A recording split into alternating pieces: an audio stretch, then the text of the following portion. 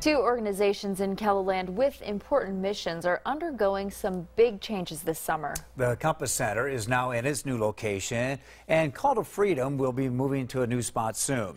Tonight, we're getting updates on the moves. KELOLAND's Kelly Volk stops in at the Compass Center first in tonight's Eye on KELOLAND. When Jason Lemke started working at the Compass Center last year, he found himself working around a space crunch. I was sharing an office with the executive director, so I was back to back with my boss. We were about 2 feet apart.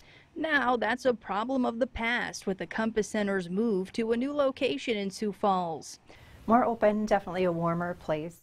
Compass Center Executive Director Michelle Markgraf says the extra room will make way for more staff, including more counselors for victims of domestic violence and sexual abuse.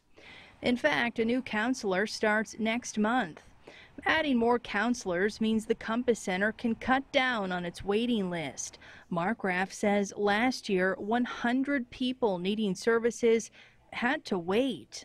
And for us to say, sorry, you have to wait 1 month, 2 months is not a good thing for their continued health. And a lot of times when we do reach out, when we have the opening available, we aren't able to contact that person. They might not answer their phone number might have changed. This is one of the new counseling rooms. We want it to be warm, cozy, inviting for our clients and to make them feel safe and comfortable here. The center's child therapy room is also an upgrade from the old one. Yeah, why is this space, this children's space, a lot better than your last one? This one is a lot bigger, gives us more room for the children. Markgraf says a majority of the children who use this room are victims of sexual abuse. This is where they can tell a counselor about their trauma as they play. Another new feature is a separate suite for the batterer intervention program. What's great about this is we get to have our batterers completely separate from the survivors. So there's no mixing and intermingling between the two, that they can be completely separate. Now that the Compass Center has this brand new home on Cleveland Avenue, you may be wondering what's happening to its old spot. Well, it turns out this building will eventually house Call to Freedom.